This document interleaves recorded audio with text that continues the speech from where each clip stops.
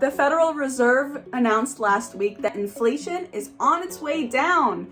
And what does that mean for our mortgage interest rates? Also going down.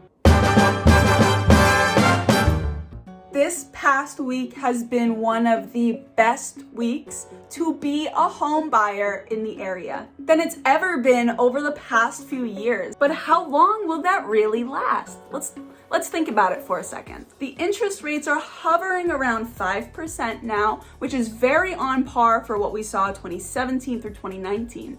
It wasn't until 2020 where we saw interest rates tank down to around like 2%, which is an incredibly cheap interest rate to borrow money. So now we're gonna stay stable around 5% or so, depending on the type of loan program you want. You might be able to even get 4.5%. I really do expect to see that stay steady throughout the rest of the year, as opposed to last year where they started spiking and then tank spike.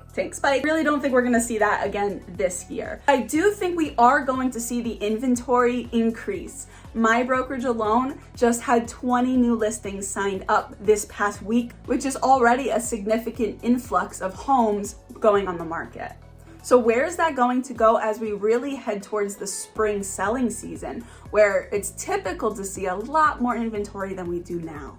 I want to see the correlation of increasing inventory to the increasing demand. So while it's one of the best times to be a homeowner right now, I don't know if we're still going to be able to say that by the end of the year. And again, the activity is very property specific. It depends on the condition, it depends on the location and the amenities nearby, and if you're really up against any other buyer that also wants to buy that property due to the limited inventory. It's really different from home to home. This is really important to know because if you want to buy something this year, you need to be prepared before you start shopping so that you know if there is going to be competition. It directly impacts your overall purchase price. So take a look at the data for this month. Let me know what you think, if it's on par with what you expected to see this time this year. And let's see what happens throughout February with our local housing market.